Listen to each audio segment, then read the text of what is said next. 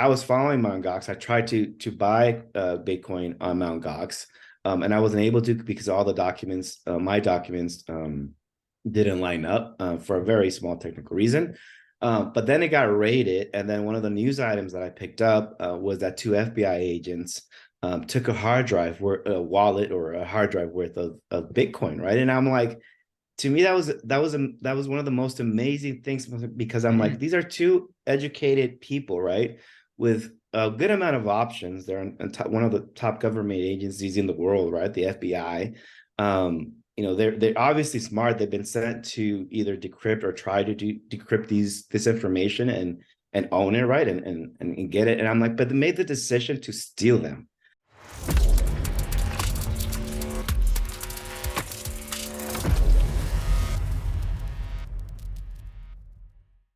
Hi, everyone. Welcome back to another freshly minted Phantom Edge. I have a very special guest who's also a close friend. I hope so. I hope he would agree to this. I've For been sure. part of the journey. I've seen him build, and I have Ozzie here with me today. What's up, Ozzie? How you doing?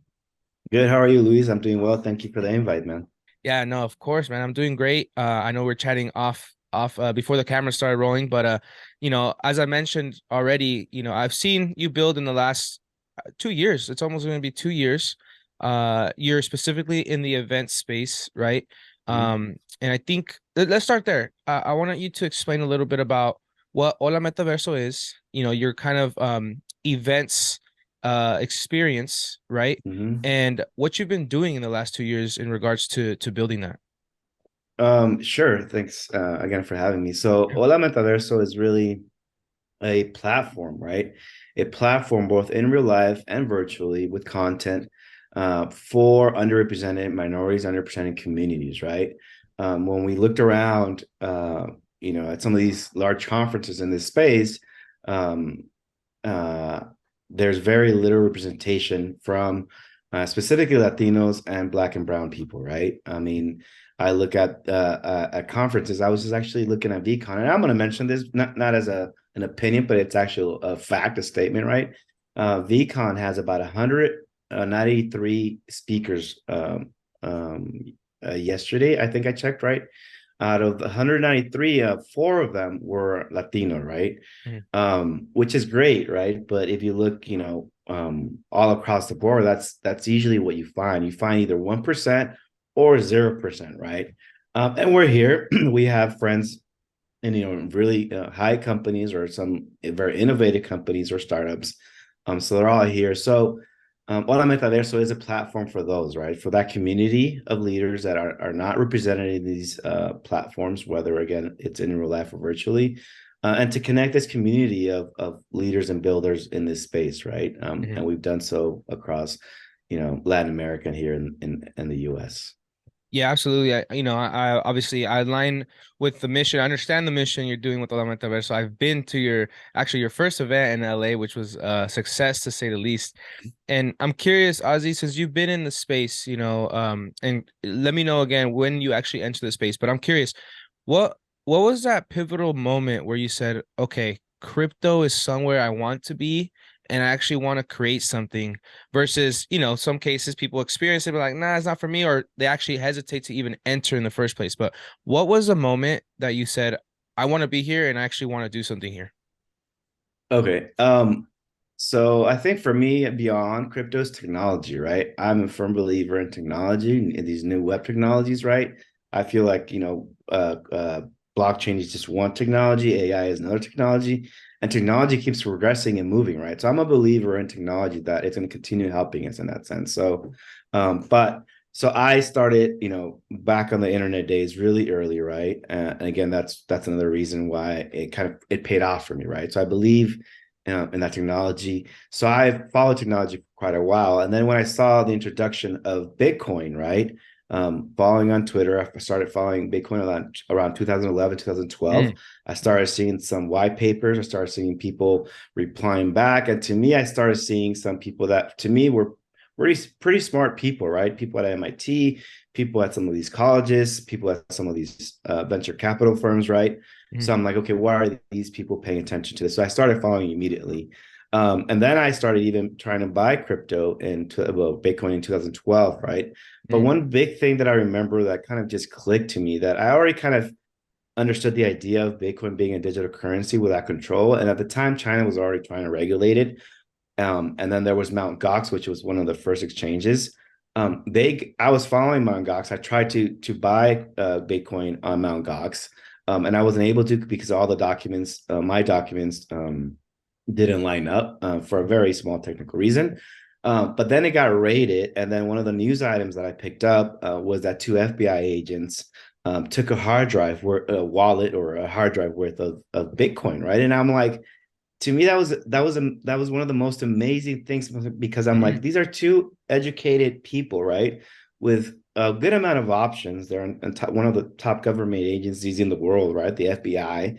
They're obviously smart. They've been sent to either decrypt or try to decrypt this information and own it, right, and get it. And I'm like, but they made the decision to steal them. mm, I'm like, how valuable are those hard drives? How valuable is that Bitcoin for these two, not just one individual? One individual, I mean, for me, sometimes, yes, one person can go off the rails, but two people to coordinate and plan and think about it, that it amazed me, right? That they did that. So at that point, I was like, okay, I just started following more closely. And again, most of the information I followed, at least it's been on Twitter and still continues on Twitter since mm. about 2011, 2012. Yeah, so I mean it's clear that you were there really in the early days. Yeah, you saw big Yeah. you saw Mount Gox. Like you said, you were actually trying to buy Bitcoin on Mount Gox, right? Yeah. I wasn't there yet. So it's fun, which spawns the next question. What have you seen? Like, is there an essence that you saw back then in 2012, 2011 that still lives now? Because I mean, Bitcoin was the birth of this decentralization, permissionless, uh, maybe for a lack of a better word, anti-government, right? What what have you taken from then to now? I mean, NFTs have come up, different use cases, Mhm. different protocols. DeFi was born. Is there an essence that you still feel like since 2011 it's still alive? Yes, one of them is adoption. So I think that's the way I perceive it, as adoption. So in the beginning, right, it's just to make, and then this is just my perception, my point of view, right? The beginning back then, it was just to see that it was able to be possible, right? Mm, It wasn't like, oh, we're gonna create all these exchanges and DeFi and NFTs, right? That was not there yet, but it was more like, wow, this is possible. Now there is a currency that no one can, stop, right? And it's global and it's digital. So that was more like of a discovery phase, right? Whereas now you have all these other elements, right? Again, as you mentioned, NFTs, government regulations, government adoption. mhm, So I mean, to me, I've just seen a spectrum of adoption, right? It's going from like, what is this? Can we play with it? The kitties, right? One of the first NFTs. You think about it, it's some kitties. That was mhm. again from my perspective, just to see that the concept was possible, right? It Yeah. didn't the image not didn't matter as much, right? I mean, it mattered to some. I'm not saying it didn't matter to anyone, but it was just the possibility of having a digital asset and having track of it, and all these other options that came about. Mhm, So again, to me, I think if I answer your question correctly, I see it more of adoption, where you go in the beginning mhm, to something you're kind of building and molding and playing around with, be like, whoa, this is possible. And then now is like all these possibilities out of this thing that kind of, another thing too is that I will say is regulation, that is still part of the essence of all this, right? mhm, Back then, that was, the US trying to regulate it, right? Really, the FBI raiding Mount Gox, that's regulation, like mhm, pretty physical regulation, trying to, so I'm like, okay, if it passes all these types of different regulations, then and they can't stop it, because China tried to do the same. Even back then, I remember another point of time that I remember that it was crucial to all this was China tried to regulate this very early, right? And it kept on going. They were like not taking the miners. They had all kinds of stuff about, pretty much they focus on the mining. And I don't, you probably don't remember, but there was all kinds of cells, which still happens, right? Of mining equipment, because China, cracked down on it. But it went through that, right? It kind of yeah. went over that hurdle. So yeah, I hope that answers your question. No, absolutely. And I mean, I guess now in the grand scheme of it all, right? We see some of these countries like China kind of turning the table again. Like what if we don't Mm-hmm. what if we almost deregulate this and accept it, right? or we don't have an option, right? They Yeah, tried already. They tried exactly. since 2011, 2012, right? 10 plus years. They've tried. And I think as you said, and I don't know, sometimes I'm like, well, maybe it was planned that way. Yeah, by Because design. now, yeah, exactly. And I have no idea, right? I'm just a speculator and I'm just watching this unfold. But that's what I see right Yeah. now. And even now, other, now we have, what if there is a national digital currency? And you know what, to me, if I just go back to where we started with technology, is Mhm. that the future? Of course, right? Like, take away the political, take away, everything that comes, which, I'm not saying take away, but just to focus on the technology. Yeah. Technology is going to continue to evolve. The Mhm. currency is going to continue to be digital. Our currencies are already digital, right? PayPal, I don't send you cash. I don't send you an envelope Yeah. with a check no more. Like, it's all digital, right? Yeah. It's just centralized digital currencies, right? Yeah. And we already have an option to. So it's going to continue moving to digital currencies, both centralized and decentralized. I think people will sometimes argue about those things, but Mhm. if technology doesn't know centralized or decentralized, or to me, it's both people, both groups will use it, right? Yeah. Banks are using it, hackers, are using it. Yeah. Everyone in between is using it. So, Mhm. so yeah, See, I didn't know that. You have a vast contrast to the early days and to now, and very interesting how you mentioned it's been trying to be regulated since then, right? And for sure. it's almost like this so powerful that it just can't.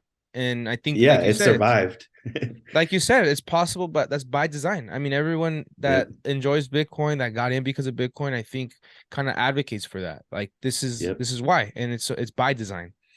Kind of switching the topic, Ozzy, I wanted to ask you, again, you curating events, you've been a speaker at Mm-hmm. events as well. You deal with a lot of people. Whether it's partnerships, whether it's sponsorships, right? Yep. Events are very hard, and I think people think that Mm-hmm. the only way you could be building in this space is either if you're a developer, some sort of market or whatever. There's a lot of different areas you could build. You're building a physical environment. Right. Is there any piece of advice based on your experience? I know we're talking about like relationship management that you would like to Yes. share for anyone that's new, is juiced up, has this dopamine, like I'm in Web3 now, I'm in crypto, but there's things that are gonna hurt. Is there any piece of advice that you could share from your experience? I think for me, the biggest thing that helps for me is my why, right? Why am I doing events, right? And Mm, I think, you know, the reason I do events and the events that I produce align, right? And that to me is my success, it's my fruit, it's my benefit. mm, So I think for people who want to start events, first is they have to start with their why, right? mm, If it's a financial thing, of course, you don't have to ask yourself, you have to come up, some type of financial plan. But um, if it's more than just a financial gain type of event, right? Then you have to ask yourself, why am I doing this event? And two, am I willing to be neutral with these relationships, right? Like, I'm not going to judge all these people that are sometimes can judge each other, right?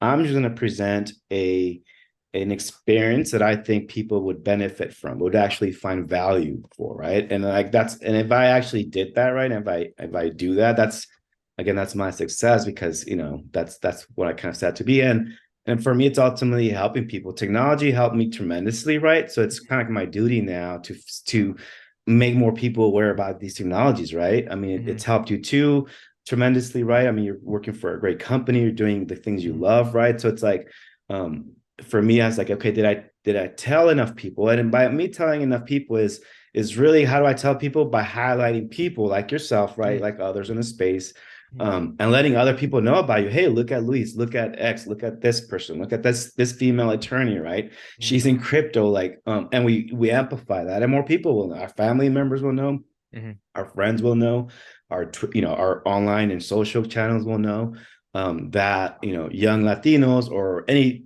age Latino, or any age, any underrepresented, from any underrepresented community, can also do this, right? They can also become podcast experts. They can also become media experts. They can also become event experts, right? They can also become programmers, developers, attorneys. And mm. it's really just showing people that that's possible, right? And now Yeah. we're here. Yeah, well, yeah, you've come a long way, man. And like I said, you've dealt with a lot of people, and Yeah, relationship management. Like I mentioned before, I think sometimes we come into the space, right? Dopamine out. It's fun. There's fire, which is good. That's what keeps you going. But you're gonna have to touch the fire and get burned sometimes. Whether for that's a sure. relationship, a failed product, whatever it is, right? So, Ozzy, before I let you go, man, I'm curious. What are you bullish on for this next year, man? I mean, I'm always bullish on one technology and education, right? I think any company, any startup, and any individual that is learning, and is adapting and using technology, Mhm. I mean, it's pretty hard not to create what you want to create, right? So ChatGPT is everyone now gets their own teacher, right? Yeah. And plus, right? So I think if us we're betting on education as well, right? As Hola Metaverso, right? We want our experiences to be educational for you to learn, which is on top of our one of our top pillars, right? Mhm. So we're betting that, we were betting that before, we're betting on that now. So Mhm. and companies that almost do the same, that are actually providing education, that are actually providing value in education, that Mhm. actually, so I think those two things, man, technology and education, if we have those two things locked down, then I think we can create Yeah. some cool things. So I'm excited for you guys to flourish, man. And if you haven't, take some time to check out Hola Metaverso, check out Ozzy. I know you guys have some upcoming events, man. So I'll Mm-hmm. keep an eye on that. But if you're ever in the area, I know you've traveled to Bogota, you've done Mexico Yep. City, you've Yeah, done man. LA, obviously. So I'm excited to see where else you kind of land and do your thing, man. But that said, man, thank you so much for your time, Ozzy. It's always a pleasure, and it's exciting to see you continue to build, man. Thinking at least, and let me know if you ever need anything. Of course, man. Until next time. All right, see you.